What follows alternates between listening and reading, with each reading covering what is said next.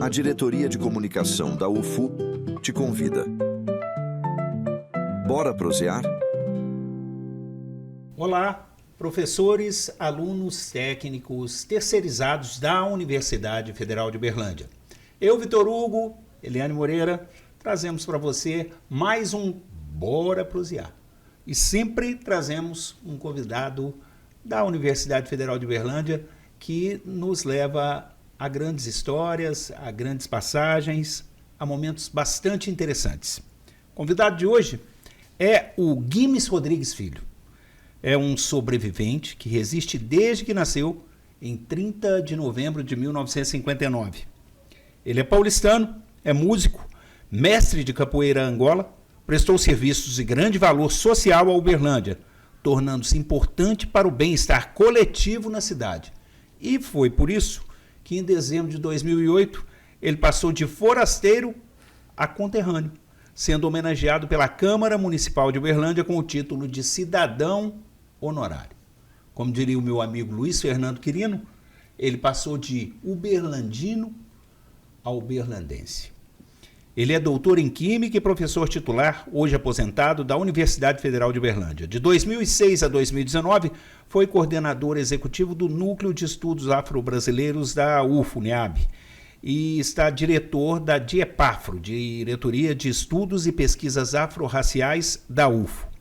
Orientou a primeira tese de doutorado no Brasil sobre a bioquímica e a Lei Federal 10.639 de 2003. E outros marcos dessa trajetória a gente vai conhecer aqui no programa, porque, como todos sabem, a universidade é feita de gente e gente é feita de histórias. Só queria lembrar que essa lei 10.639, salvo engano meu, é a lei que ela obriga o ensino médio e fundamental a conhecer a história afro-racial do Brasil, né?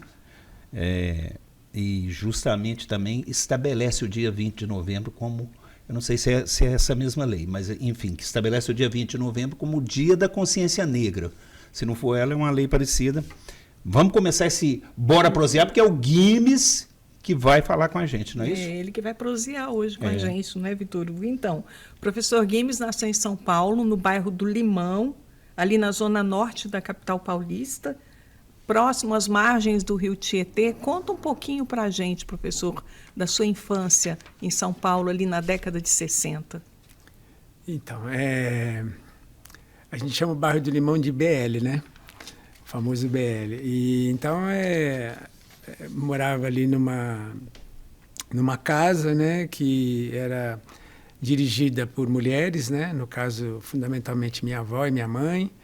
Até os meus 10 anos de idade, né, elas eram as predominantes. Tinha o meu avô, que a gente chama de vodrasto, que era, né, o marido da minha avó, o segundo marido, mas elas eram que comandavam aquela região ali na nossa rua, na rua Piracanjuba. E então, assim, a nossa infância era uma infância então, matriarcal até os meus 10 anos de idade, porque depois minha mãe casou de novo, casou com meu tio, que era irmão do meu pai biológico, né, que me deu o nome de Guimes, né? Ele era Guimes Rodrigues e eu Guimes Rodrigues Filho. E é uma infância de menino de rua, de terra, né? Minha casa tinha poço, então a gente puxava água no poço. Então a gente tomava banho de bacia, né? Então eram coisas assim que marcaram a minha infância, né? Jogar bola na rua, essas coisas todas. No final da rua tinha uma bica, né? Com aquela água cristalina, que a gente bebia água lá, jogava bola. Inclusive nessa bica tinha uma plantaçãozinha de morango. Então foi uma infância deliciosa, né? Onde tinha a pessoa que anunciava que vendia mandioca, ela vinha numa charrete, né? Então a rua não era asfaltada, então era uma coisa assim bacana, né? E então foi uma infância muito legal, né? E ela começa a mudar um pouco quando a gente vai para a escola, né?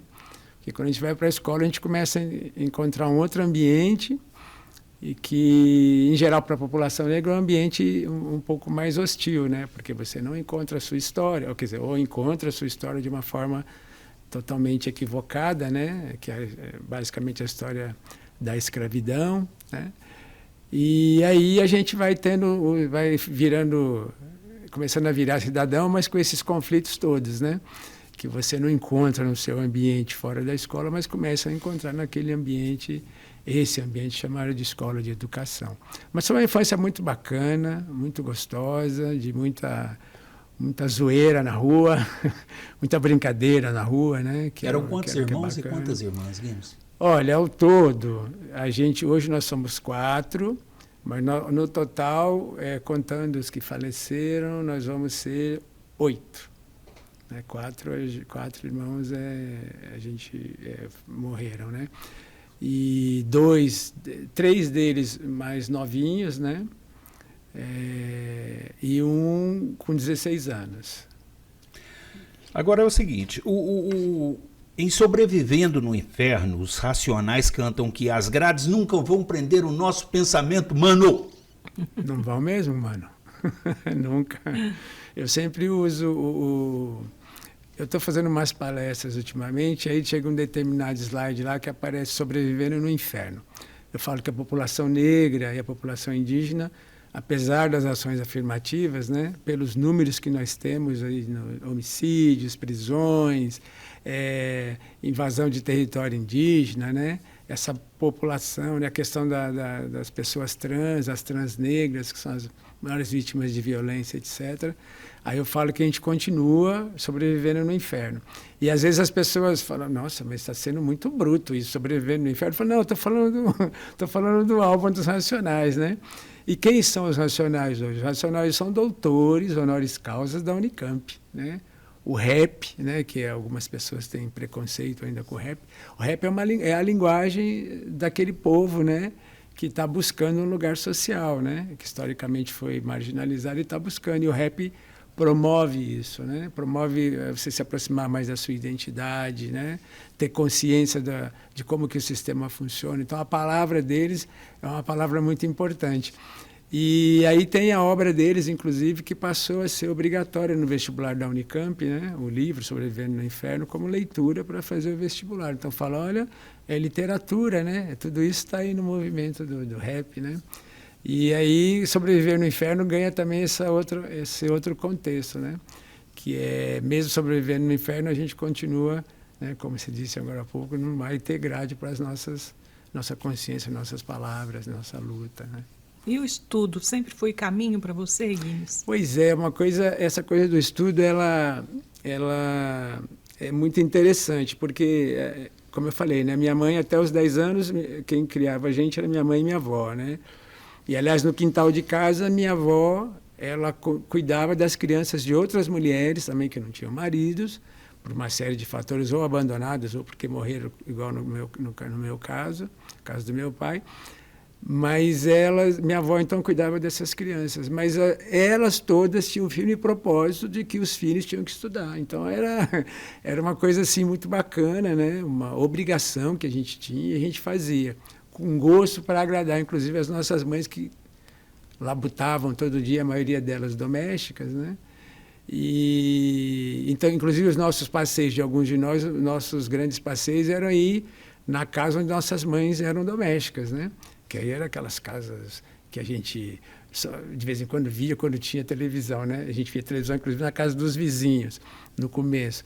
Mas era a casa do patrão, mas tinha algumas, por exemplo, frutas diferentes daquelas que a gente não imaginava que existia, mas podia degustar naquela casa. Enquanto nossa mãe trabalhava, a gente brincava com os filhos da patroa, né? Do patrão.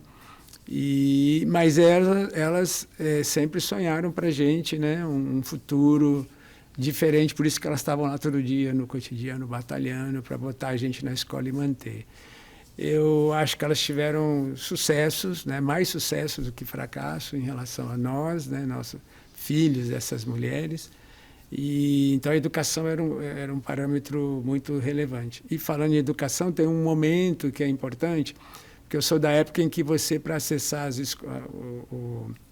o que hoje nós chamávamos de ginásio, né? Era primário, ginásio e depois o colegial. Para você sair do primário e ir para o ginásio, tinha os cursinhos, né, que eu falo que são os avós dos cursinhos atuais, né? Você tinha os cursinhos de admissão ao ginásio. Porque não tinha vaga para todo mundo. E a escola pública era boa, e quem mais ocupava a escola pública não eram os pobres, né? E aí tinha o cursinho para fazer a prova.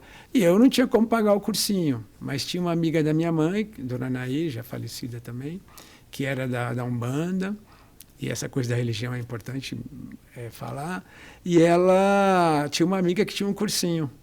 E ela arrumou esse cursinho para eu fazer de graça lá, né? E aí eu conto no meu memorial para titular uma parte dessa história que eu só coloquei no memorial, e foi a primeira vez que minha mãe assistiu a eu receber um diploma, né? Então foi já aqui indo para o título máximo da carreira, ela veio aqui. E ela leu meu memorial, né? E lá ela foi descobrir que em determinado momento nessa escola a professora me agrediu, né? Na sala de aula.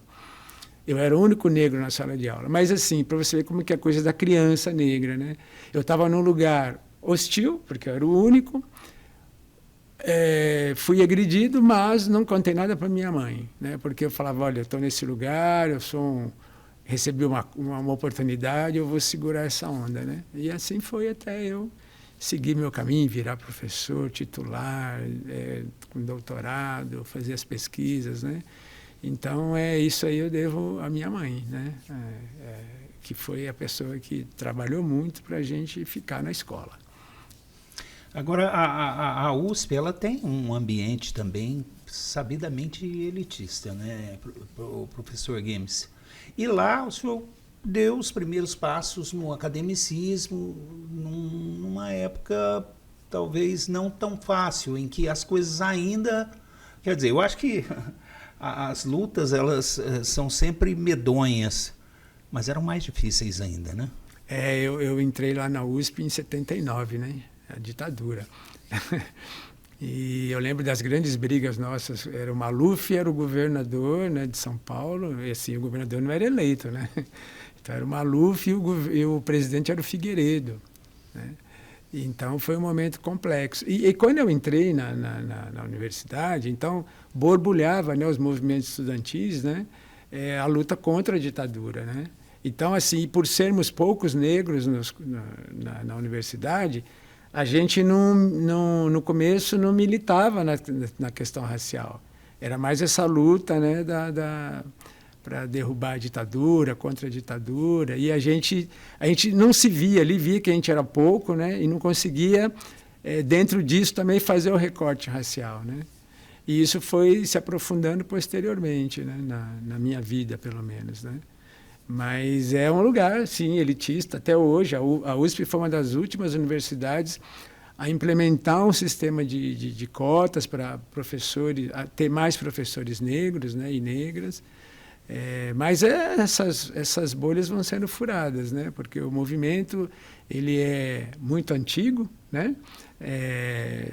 Eu falo que desde quando a primeira escravizada foram tirados do continente africano, já vinham no movimento de pensar como que se faria essa revolução, né, para enfrentar esse sistema e adquirir, né, conquistar reparação, conquistar um lugar, né? Então, a gente vem nessa luta histórica e, aos poucos, o sistema vai entendendo que tem que flexibilizar, né? Tem que abrir, né? Com muita luta, vai abrindo aos poucos, né? Não é o que a gente queria ainda, mas a gente está conseguindo conquistar, né? Com as ações afirmativas, a gente está conseguindo avançar, ainda que lentamente, né? Professor, o senhor fez química, não é isso? Por que o curso de química? Eita, esse negócio da química é assim, o meu segundo pai, né? Que era irmão do meu primeiro pai. Porque na cultura africana é normal quando uma pessoa, né, o irmão falece, o irmão dele assumir também a família, né? Aí eu falo que eles assumiram, meu tio, né, Previs, assumiu tanto a família que casou com a minha mãe.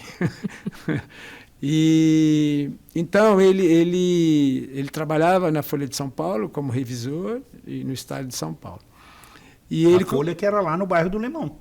O Estadão é no bairro do Limão. O Estado no bairro do Limão. O Estado é no bairro do Limão ainda. A Folha era no centro da cidade. E ele trabalhava lá como revisor. E ele começou a fazer uma faculdade paga de engenharia química. E aí, com essa história de fazer universidade, né, chegou um momento que começaram a falar muito disso, porque a gente queria, na verdade, a gente queria trabalhar, chegar uma hora de trabalhar, ter o dinheiro da gente e tal, e isso foi quase chegando, né? Mas ele falou, não, se tem filho meu, tem que estudar, então a gente vai fazer um esforço e tal. Como aquela coisa de que eu não fui, né, mas alguém tem que ir, eu fui o primeiro, né? Então ele falava lá e fazia engenharia química. Não terminou por causa, né, não tinha condições de continuar pagando, então parou de fazer. Enfim, engenharia química. E eu achava que eu queria fazer engenharia elétrica, eletrônica, né? E a televisão na época era com válvula, né? Era. Aí eu fui fazer um teste e meti a mão numa válvula, tomei um choque homérico. E quente, né? Quente e choque. Isso, tomei um choque. Desistiu da ideia. Desisti da ideia imediatamente. Aí eu pus a opção de engenharia química, primeira opção e segunda química, porque podia fazer 2 opções, né? E passei na química. E em Ribeirão Preto, né, no interior de São Paulo. A princípio eu não queria ir, não queria sair de casa, né, aquela coisa maravilhosa que é a casa da mãe. Mas eu fui, né? E aí comecei a fazer a química e em determinado momento lá do curso, primeiros 6 meses eu queria voltar para casa, né? E aí tem as festas, né? Então aí você vai falando, não, o negócio aqui parece que vai ficar bom, né?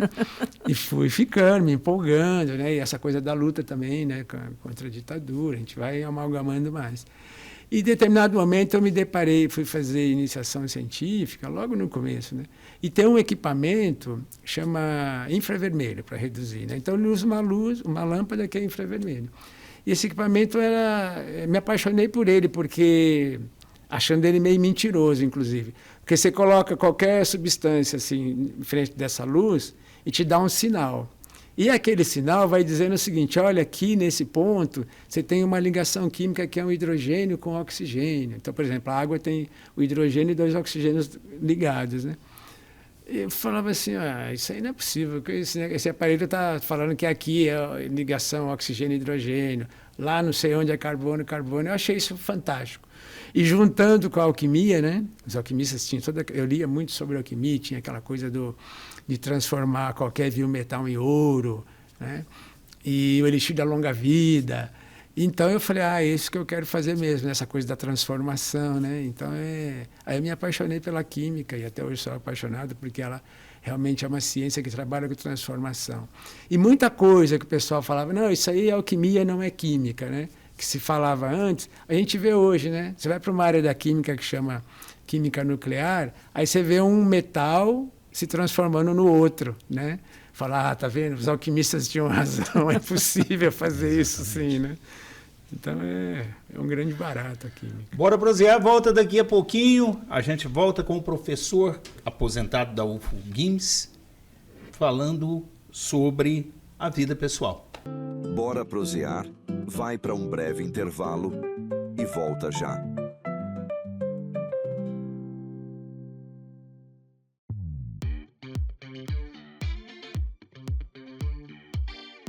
Uma universidade é feita de pessoas.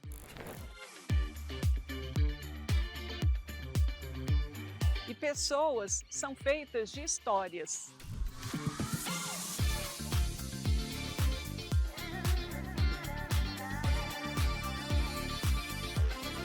Sabe, Lili, nada melhor do que uma boa prosa para a gente conhecer melhor as pessoas, suas histórias e suas ideias. Com certeza, Vitor Hugo. Então, bora prosear. Bora prosear. Toda pessoa é múltipla. Suas ideias e suas histórias vão muito além dos muros da universidade. Cada pessoa deve ser respeitada, valorizada e ouvida em toda a riqueza da sua trajetória.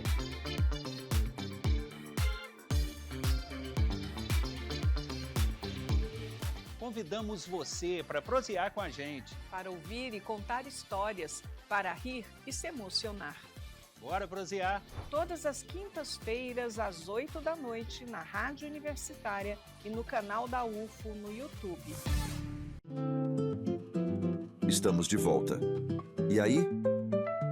Bora prosear?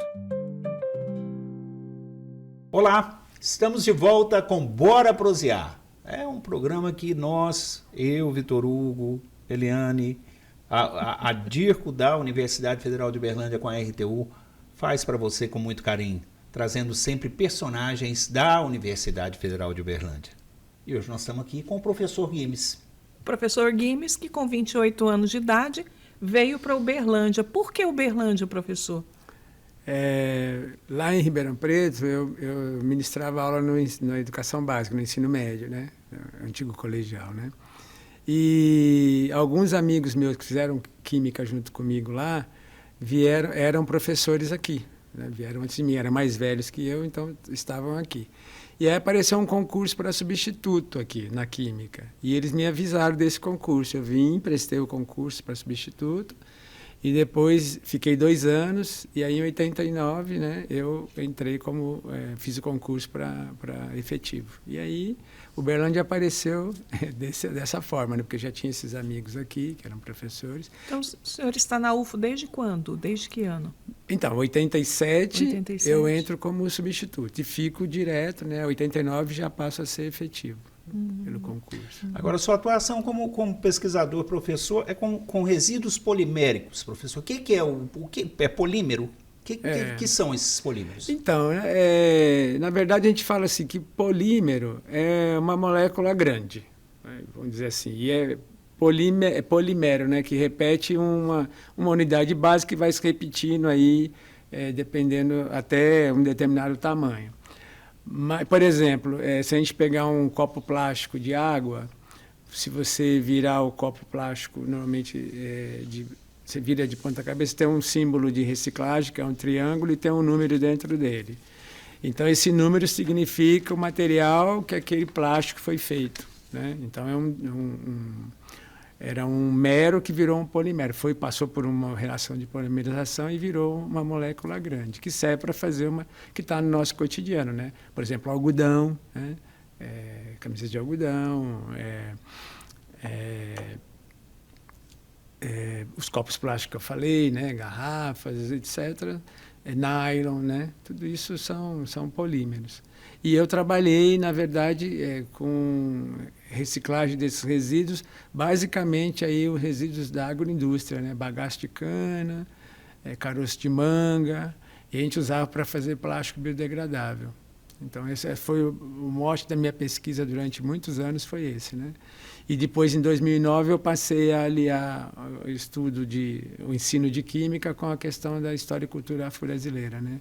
De acordo com a Lei 10.639. Então, aí criei essa linha também de pesquisa. Professor, por falar nisso, né?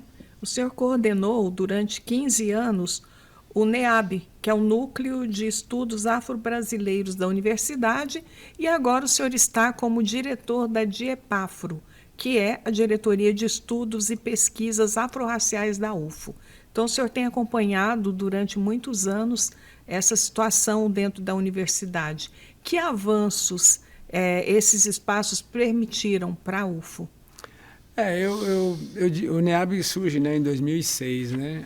Por que surgiu o NEAB? Porque tem a Lei de História e Cultura Afro-Brasileira em 2003, até 2006 muito pouco tinha se avançado nisso. Então, o Ministério da Educação ele financiou, né, ele abriu editais para que as universidades tivessem núcleos de estudos afro-brasileiros, órgãos correlatos pudessem colaborar na produção de materiais, né, como livros, né, que tinham pouco na época, formação de professores, porque muitos professores foram formados sem a temática, né, na própria universidade, ainda hoje a gente tem dificuldade. No Brasil, foi feita uma avaliação em 2003, pelo Instituto Gueledés, depois de 20 anos da lei, menos de 30% dos municípios cumprem efetivamente a legislação, né? Tanto a história e cultura afro-brasileira quanto a história e cultura indígena, né? E aí, em 2006, foi criado o NEAB para atender esse chamado do MEC, né? E a gente, a partir do NEAB, a gente vê uma mudança muito importante na universidade, porque começa a discutir a própria formação, né, de professores, né, na universidade. Então, a gente tem uma série de projetos, inclusive com o Canal Futuro, a gente teve um projeto chamado A Cor da Cultura, financiado por eles, para poder intensificar a formação de professores e professoras da rede pública, né? Então, essa temática racial ela ganha corpo a partir do surgimento do núcleo, né? na instituição. E a partir disso, né, a gente também tem um lugar que a gente chama de aquilombamento, né? Onde as pessoas negras que iam entrando na universidade tinham um lugar de referência, né? E assim a gente conseguiu fortalecer mais as lutas, né, aqui para conquistar algumas coisas na universidade. Em 2016 fizemos uma marcha negra, né? A lei de cotas é de 2012, mas em 2016 a gente já tinha um contingente bom de pessoas negras e não negras também que participaram dessa marcha, fazendo algumas solicitações, né, para a universidade no sentido de ações afirmativas, né? E, por exemplo, em 2020, com a nossa luta, a gente conseguiu que os programas PETs da universidade instituíssem cotas para pessoas negras e pessoas com deficiência, que até então você não via, né, nos programas. Então, na verdade, é uma universidade que não enxergava a diversidade, né? E então o Núcleo de Estudo Afro-Brasileiro ele veio nesse caminho, né, de mostrar para a universidade que a diversidade é necessária, que a universidade tem que assumir o compromisso, né, com essa luta, até porque ela é um lugar efetivo de transformação social, né? Então, para isso, ela precisava realmente precisa ainda, né, tirar algumas amarras, né, que a gente tem aí da colonização, né, que nossos currículos ainda são muito, a gente fala, embranquecidos, né, na própria universidade, não só a nossa, na maioria, a gente não tem ainda a temática afro-racial bem sedimentada na formação, né? Então, não é à toa que a gente fala que os médicos ainda, as mulheres negras ainda são as que mais morrem vítimas de racismo obstétrico, né? Que os médicos não estão preparados, né? São mal preparados para fazer o parto de uma mulher negra, né? E ainda estão com a cabeça lá naquela época em que não precisa de anestesia, as mulheres negras são fortes, e aí são as maiores vítimas. Já é um problema ter vítimas, né, de qualquer raça, vítimas de violência obstétrica, né? Mas isso acomete mais as mulheres negras. Então, o componente racial é muito forte, né? Então, essa formação precisa mudar. A própria questão da linguagem brasileira de sinais, né? Eu sempre falo que nos cursos igual a medicina, por exemplo, direito, química industrial, essas disciplinas, a Libras é uma disciplina optativa, como se um médico não precisasse saber Libras para conversar com um paciente que é surdo, né? Então, a gente precisa ter muito que caminhar ainda. Claro, as universidades são de excelência, a gente sabe disso, né? Inclusive, a UFA é muito bem ranqueada, mas tem uma questão que é a questão da formação social, né? Para você transformar a sociedade. Então, aí nós precisamos caminhar um pouquinho mais, abrindo, né, mais o nosso horizonte para essas outras questões que são fundamentais, né? Agora, 2012, professor, o senhor orienta a primeira tese no Brasil sobre... Eu quero saber que tipo de costura que o senhor fez aí, da bioquímica com a Lei 10.639, que, inclusive, essa lei modifica a LDB de 96, né? Trazendo a obrigatoriedade dos estudos da história mesmo afro-brasileira, né? Para o ensino médio fundamental, né? E coloco definitivamente o dia 20 de novembro como o dia da consciência negra. Que costura que foi feita? Essa costura... Bioquímica... e a Lei 10.639. Inclusive, a gente publicou um artigo numa revista dentro da área de química que chama A Bioquímica do Candomblé, né? Só para dizer para onde é que a gente foi, né? Então, assim, uma aluna minha chamada Patrícia Moreira, hoje ela é professora da Federal do Rio Grande do Norte, ela veio me procurar para trabalhar preocupada com o ensino de bioquímica no ensino médio, né? Como é que poderia fazer para melhorar essa questão. Eu falei para ela, olha, eu não sou da bioquímica, né, mas eu sou da educação em química, né, que é onde ela fez o mestrado. Eu não sou da bioquímica, mas assim, a gente pode pensar nisso, porque tem um professor da bioquímica, né, na época o professor Carlos, e dialogar com ele, mas eu queria fazer um recorte aí. O ensino de bioquímica e a Lei 10.639. Ela falou assim, mas peraí, aí já me complica a vida porque eu não tenho, né, letramento. Eu falei, não, mas a gente vai adquirir esse letramento, né, fazer com que você adquira. Falei, aí eu topo fazer, né. E ela topou e fez uma tese maravilhosa, né. E a gente, assim, só para resumir, o que acontece? Ela foi conhecer as comunidades de terreiro, né? E a gente foi estudar a noz de cola, né? Porque a noz de cola o obi, né? É uma fruta que é utilizada no terreiro.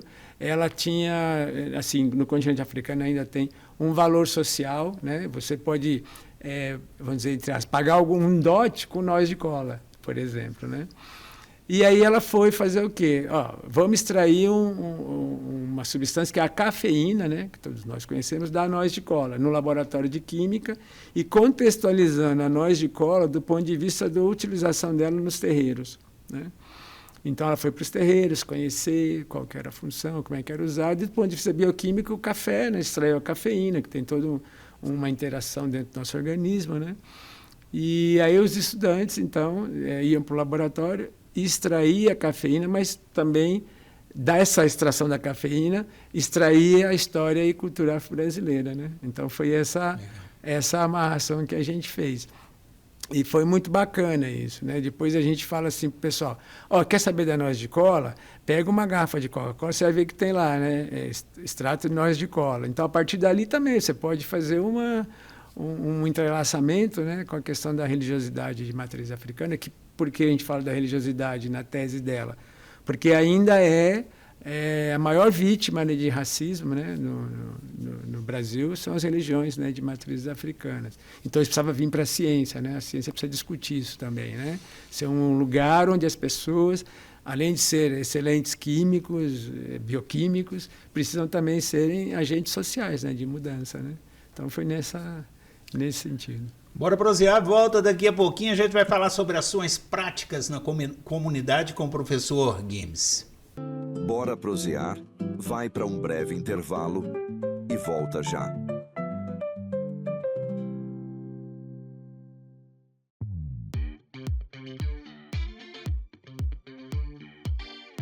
Uma universidade é feita de pessoas.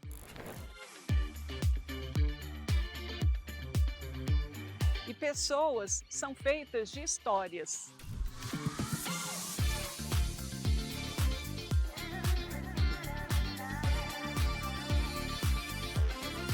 Sabe, Lili, nada melhor do que uma boa prosa para a gente conhecer melhor as pessoas, suas histórias e suas ideias. Com certeza, Vitor Hugo. Então, bora prosear. Bora prosear. Toda pessoa é múltipla. Suas ideias e suas histórias vão muito além dos muros da universidade.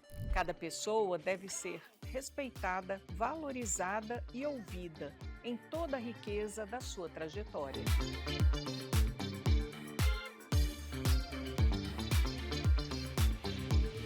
Convidamos você para prosear com a gente. Para ouvir e contar histórias, para rir e se emocionar. Bora prosear! Todas as quintas-feiras, às 8 da noite, na Rádio Universitária e no canal da UFO no YouTube. Estamos de volta. E aí? Bora prosear? Bora prosear, tá de volta. Estamos aqui hoje com o professor Guimes, é o professor aposentado da Universidade Federal de Uberlândia, e ele realmente está lá no Diepafro hoje, né, tratando das questões continuando o tratamento das questões, porque ele está desde o NEAB 2005, né, professor? 2006. 2006 no NEAB. Professor, o que representou, na verdade, o título de cidadão uberlandense recebido pela Câmara, que o senhor recebeu da Câmara Municipal? Em 2008, né? 2008. Então, esse título ele vem, né, acho que das minhas práticas sociais, né? Com os elementos de matrizes culturais afro-brasileiras, a gente tentando promover ações que façam com que a comunidade negra, principalmente aquela mais às margens da nossa sociedade uberlandense, possa acessar esses lugares como a universidade, né? E através da capoeira Angola, nossos projetos, a gente conseguiu fazer isso, né? Trazer pessoas da comunidade para dentro da UFO, para se formar na UFO. Então, eu acho que essa luta, né, antirracista que acabou tendo esse reconhecimento e foi articulado pelo movimento negro local, né, também esse título, né? Então, eu fiquei muito honrado de receber, assim, de ter esse reconhecimento, né, de que nós estamos fazendo, a gente precisa, deve, e vimos fazendo um trabalho bacana, adequado, né, para a promoção de equidade racial e igualdade. Professor, as universidades baseadas no tripé ensino, pesquisa e extensão, o senhor diria que a extensão ainda é aquela que tem a perna mais curta? Eu acho que sim ainda, né? Mas eu acho que ganhou um volume interessante, né? Porque, por exemplo, hoje você tem que ter uma carga horária, por exemplo, nos currículos obrigatória de extensão, né? Então ela está ganhando uma outra dimensão, né? Que eu acho que é importante. Ainda eu acho que precisamos fazer mais, mas já começa, né? Já entra no currículo, isso já força, né? um pensamento diferenciado sobre a extensão, né? Porque antes era mais ensino e pesquisa, né? Que as pessoas ficavam ali valorizando. E a extensão em menor grau, mas a extensão é aquela ligação, né? Que a gente tem que ter forte com a comunidade, né? Com a comunidade externa. Ela que é o parâmetro de referência da universidade para a sociedade, né? E até porque a gente é uma troca de saberes, né? Tem muita coisa que a comunidade traz para dentro da universidade, seus saberes e fazeres. Então, eu acho que agora ela está ganhando mais volume, principalmente desses tempos para cá, que passa a fazer parte do currículo. Agora, professor, a extensão ela envolve necessariamente uma via de mão dupla. É a universidade para a comunidade para a universidade. Como é que o senhor vê o papel extensivo hoje da UF na nossa comunidade? Olha, assim, a gente tem assim, projetos que eu acho que são extremamente importantes, né? Por exemplo, você tem o CIEPS, que é o Centro de Incubadora Popular, que tem aí, por exemplo, hoje um braço importante com as cozinhas comunitárias, né? A cozinha comunitária é fundamental dentro da nossa sociedade, né? Tomou um papel, né, fundamental na parte da alimentação da população.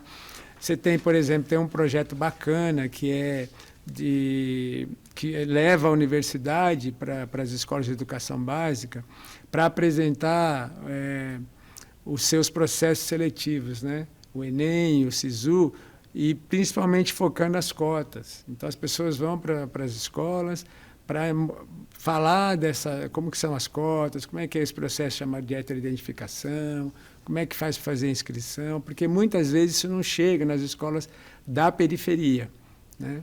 E porque as pessoas ainda hoje, na periferia, acham que aquelas pessoas não têm um lugar, né? Esse lugar não é para elas, né? Então, muito pouco se fala disso, né?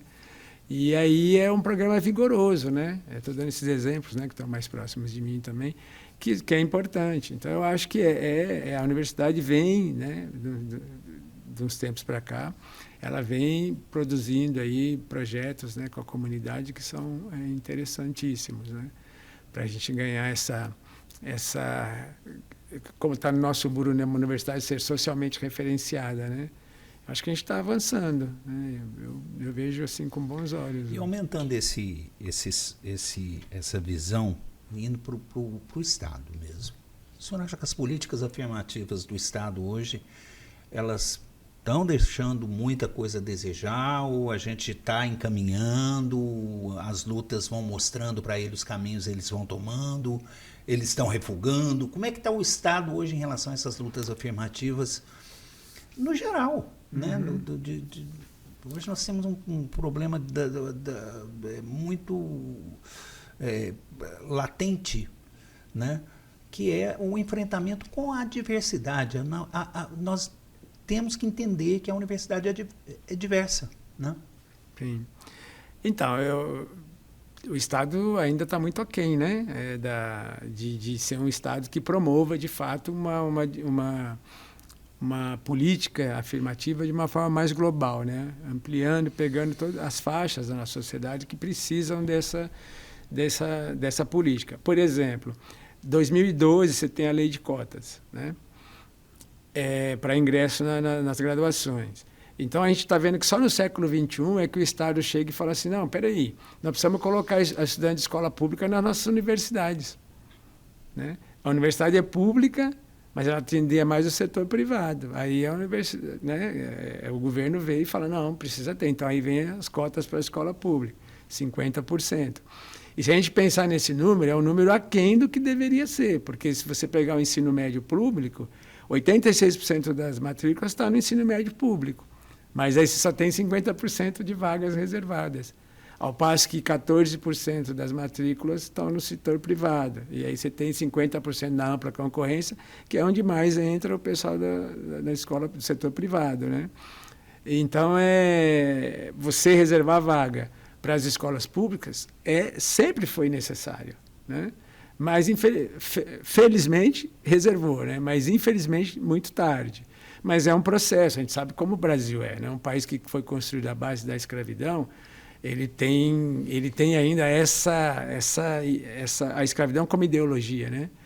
Determinar o lugar social do outro. Né? Então, está faltando muita coisa. Por exemplo, as cotas, só em 2023 é que você incluiu a população quilombola para as cotas. Né? Antes era pretos, pardos, indígenas, agora quilombolas. Mas você não incluiu um grupo que é preciso olhar, que é o grupo do segmento LGBTQIA+, principalmente as pessoas trans.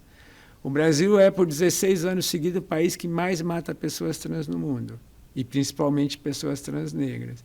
Por que não entrou nessa política de cotas agora, né, as pessoas do segmento LGBTQIA+? Porque o Brasil, historicamente, sempre aceitou, vamos dizer assim, enfrentou ali as lutas dos negros, dos indígenas, mas dessa parte da população, o Brasil fechou os olhos. Até 2019, assassinar pessoas trans nesse país era uma coisa que não dava em nada. Tanto é que não tem lei. Né? O STF é que invocou o crime de LGBTQ-fobia, colocando dentro do racismo. Né? Ainda não tem um lugar. Né? Mas, por exemplo, a universidade agora, né, na gestão atual, nós estamos com as cotas trans para implementar, né? A gente está com minutas aí para ser debatida com a comunidade universitária para implementar. No Brasil, nós temos 304 universidades públicas, né? Tanto estaduais quanto federais. Só 20 têm cotas para as pessoas trans. No estado de Minas Gerais, 3. Né? Ou seja, estou falando de universidade, né? Sim. Que é o lugar da transformação. Então, nós estamos longe, mas... Agora, o Guimes Rodrigues, ele foi candidato a reitor 2008, 2012, candidato a vereador 2024. O que motiva social e politicamente o Guimes? Então, a reitoria era, as 2 vezes que eu concorri, era para demonstrar que as pessoas negras existem na universidade, elas têm competência, né? E tinha um grupo que acreditava nisso, né? que veio junto. E também porque, assim, infelizmente, ainda hoje no Brasil, quem discute as questões dos negros, dos indígenas, somos nós negros e indígenas, que não ocupamos os espaços de poder. Então, naturalmente, vamos fazer de nós também, reitores e reitoras, porque a gente sabe enxergar, né, a diversidade das lutas. Né? Então, isso motivou. E foi interessante esse caminho para a candidatura à reitoria, porque assim, as pessoas, isso vai para as televisões, rádios, né, debates, então as pessoas assim, não acreditavam que uma pessoa negra possa dirigir uma universidade. Então, por exemplo, será que ele vai conseguir discutir sobre a questão do hospital? Que sempre nas eleições vem essa coisa do hospital, né? Sim, conseguimos. Tinha um grupo forte, conseguimos estudar o hospital, discutir, fazer propostas. E eu acho que assim, a gente tem que se candidatar mesmo, até porque a gente vivia e vive ainda fazendo campanha, participando de grupos de campanha, e quando formavam as equipes, a gente nunca estava. O primeiro pró-reitor negro nessa universidade foi nas últimas 2 gestões aí. E a gente existe há muito tempo, né? Então, assim, eu acho que, inclusive, esse primeiro pró-reitor foi fruto da nossa luta, né? Luta histórica nossa aqui dentro por igualdade, né? De tratamento. A universidade já é um lugar doido porque você tem uma diferença, por exemplo, entre técnicos e professores. Técnico, por força de lei federal, não pode ser reitor. Então, quer dizer, isso é uma discriminação, e discriminação é crime, né? A gente precisa processar o governo federal, porque não é possível que a gente está no século XXI com uma lei que diz que só o professor é que pode ser reitor. Exatamente. O Bora Prosear volta daqui a pouquinho. A gente está falando com o professor Guimes Rodrigues Filho, professor de Química aposentado da UFO, e hoje ele é coordenador lá do DIEPAFRO. Bora Prosear vai para um breve intervalo e volta já.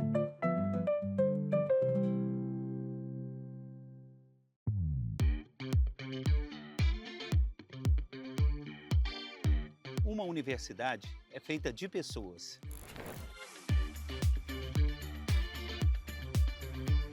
E pessoas são feitas de histórias.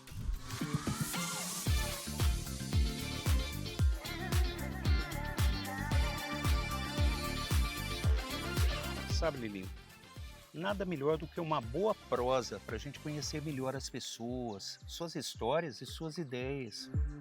Com certeza, Vitor Hugo. Então, bora prosear. Bora prosear. Toda pessoa é múltipla. Suas ideias e suas histórias vão muito além dos muros da universidade. Cada pessoa deve ser respeitada, valorizada e ouvida em toda a riqueza da sua trajetória.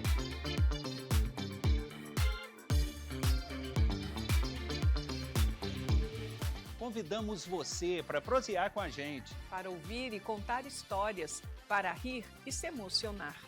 Bora prosear! Todas as quintas-feiras, às 20h, na Rádio Universitária e no canal da UFO no YouTube. Estamos de volta. E aí? Bora prosear?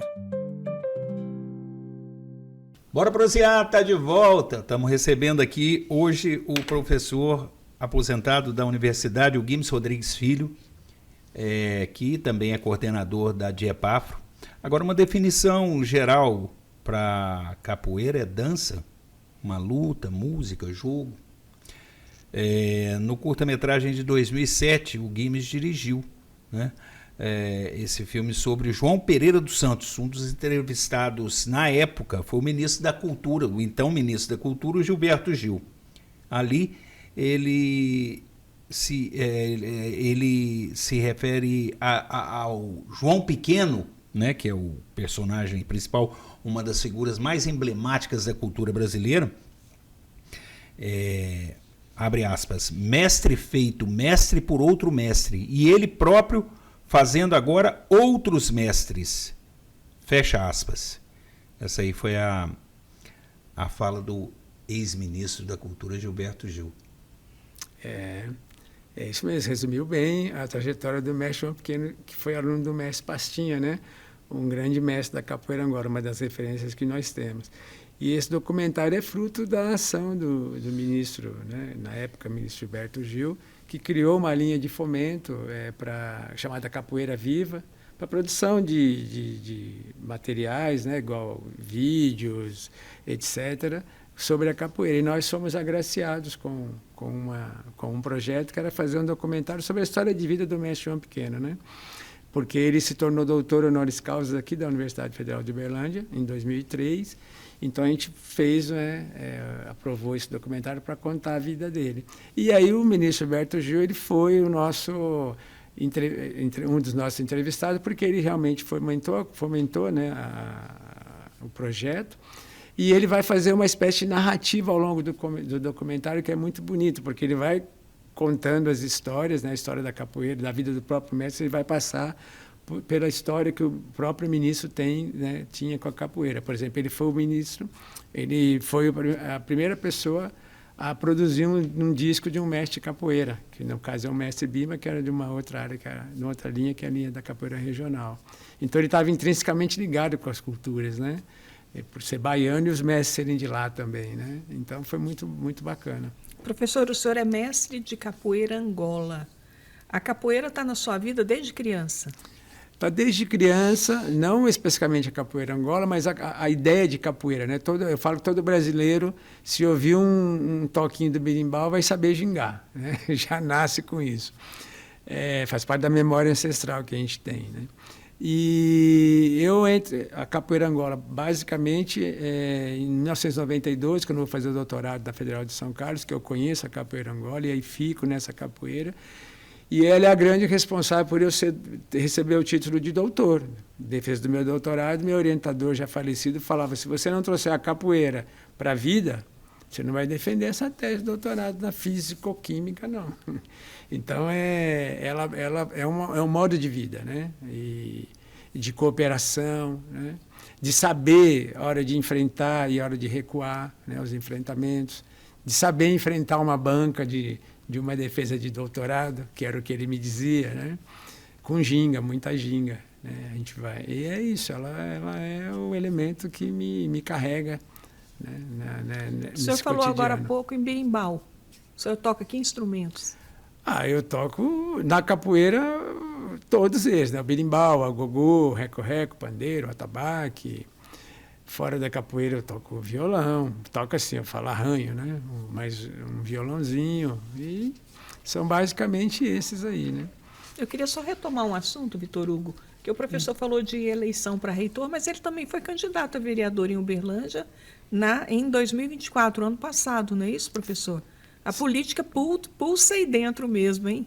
Sim, foi uma experiência muito bacana, né, de ter sido candidato, porque a gente tinha propostas que vão ao encontro de transformação social, né? Por exemplo, o passe livre, né? Era um dos nossos motes.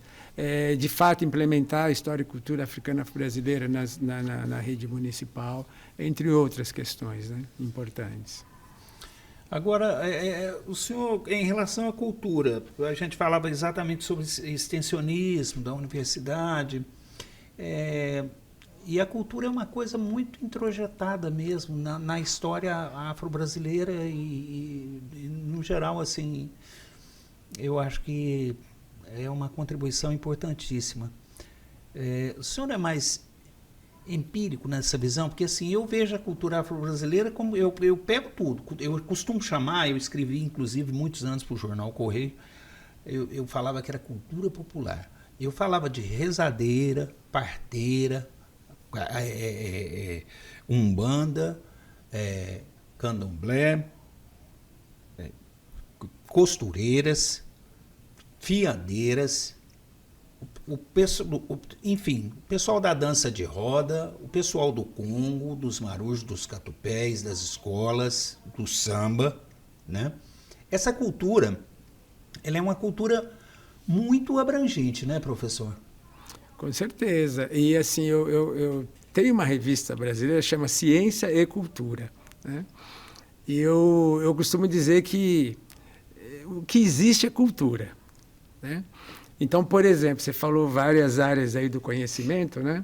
Aí eu vou colocar as curandeiras, por exemplo, né? Para você fazer um remédio fitoterápico, quem tem o conhecimento inicial são os herveiros, né? As curandeiras. Então, não consigo fazer ciência sem eu conversar com essas pessoas, né? Em determinadas áreas da ciência. Essa é uma delas.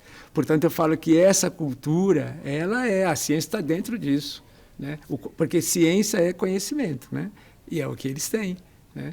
E a gente precisa aprender a conviver, né, com esse conhecimento.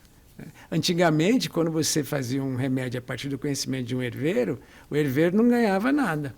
Hoje já existem leis que protegem o conhecimento dele, né? Então, eu não posso falar que fui eu que fiz, fazer uma patente, ter os royalties e ele não receber nada.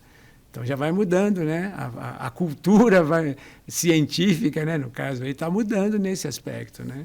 Então, para mim, esse caldeirão todo aí das coisas que você citou, entre outras, para mim é o que move a humanidade. É isso aí. O Bora Prosear está ficando por aqui momentaneamente. A gente já volta e aí nós vamos fazer algumas perguntinhas para o professor Guimes e tem também um ping-pong. Bora prosear, volta daqui a pouquinho. Bora prosear, vai para um breve intervalo e volta já.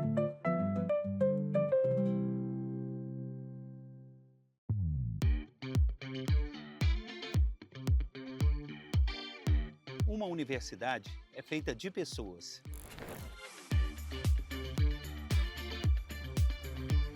E pessoas são feitas de histórias.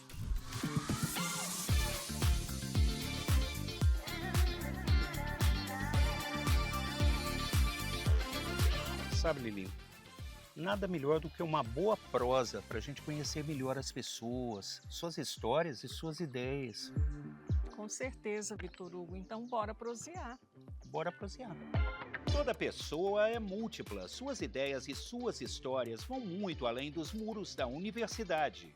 Cada pessoa deve ser respeitada, valorizada e ouvida em toda a riqueza da sua trajetória.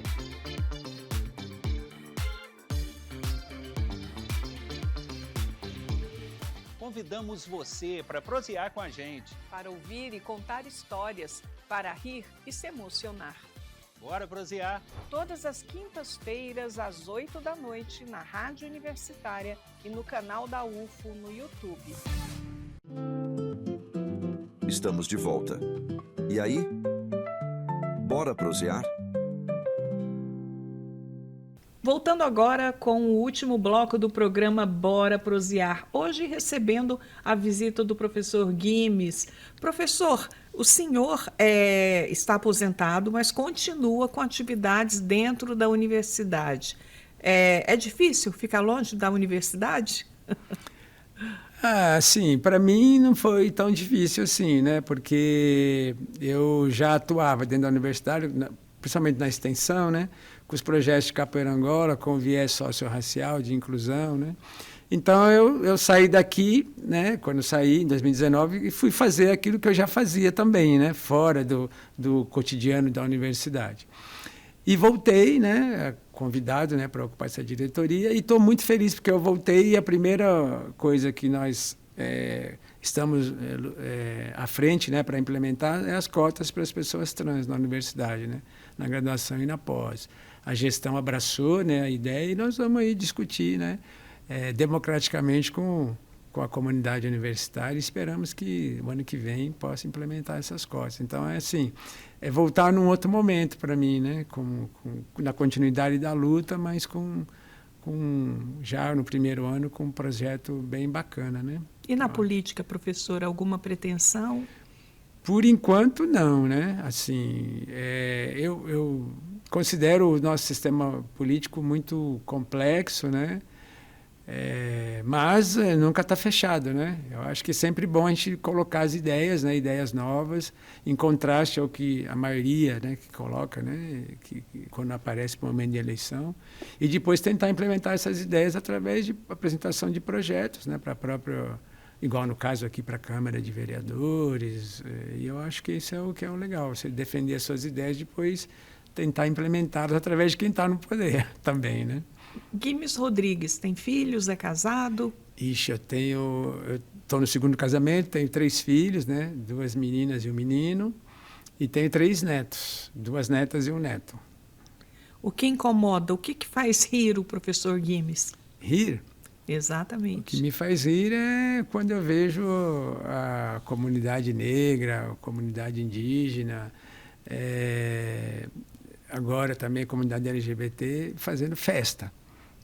Né? Festa de luta, né? Festa e luta. Uma trilha, uma música que poderia ser a trilha sonora da sua vida. Uma música?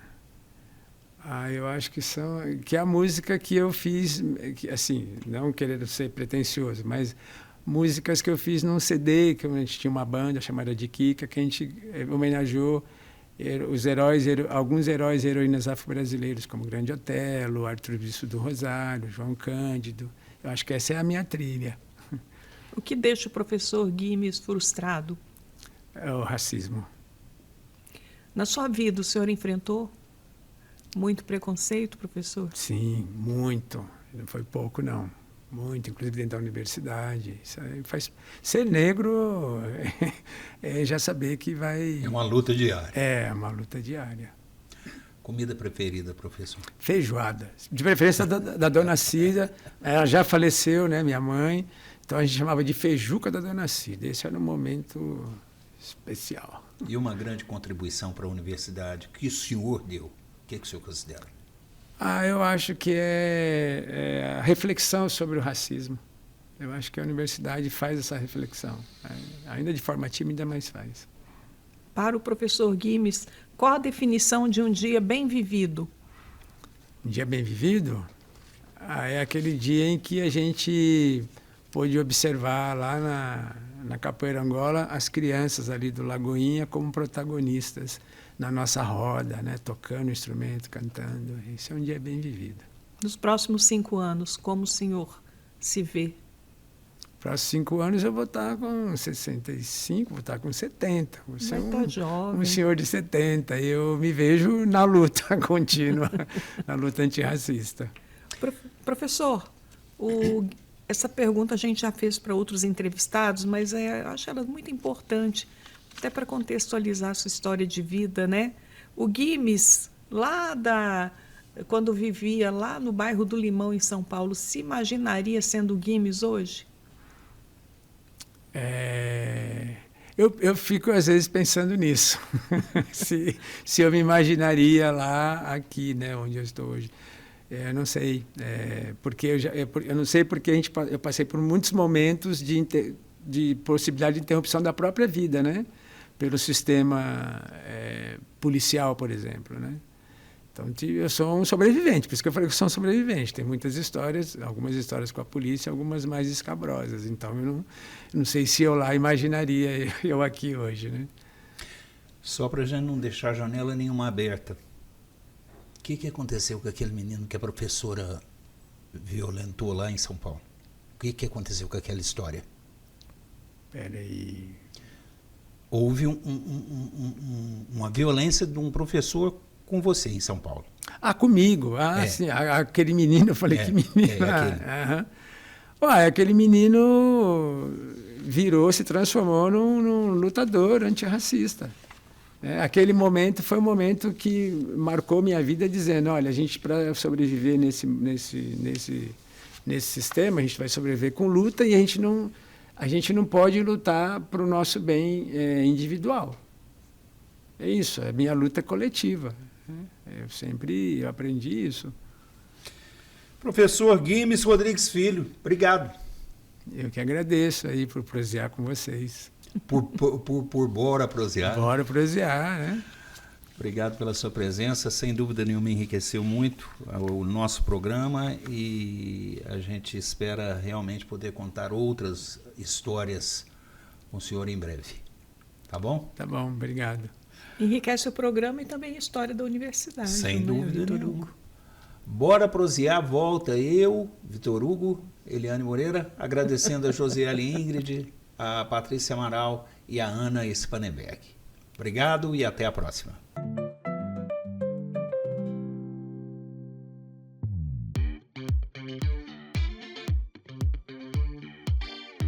Uma universidade é feita de pessoas.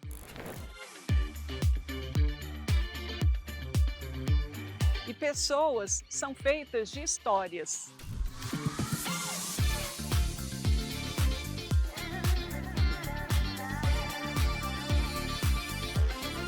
Sabe, Lilinho, nada melhor do que uma boa prosa para a gente conhecer melhor as pessoas, suas histórias e suas ideias.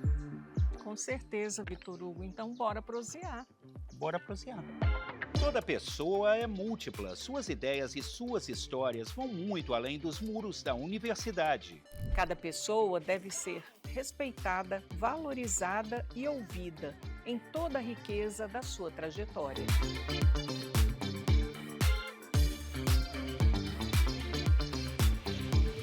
Convidamos você para prosear com a gente. Para ouvir e contar histórias, para rir e se emocionar. Bora prosear! Todas as quintas-feiras, às 8 da noite, na Rádio Universitária e no canal da UFO no YouTube.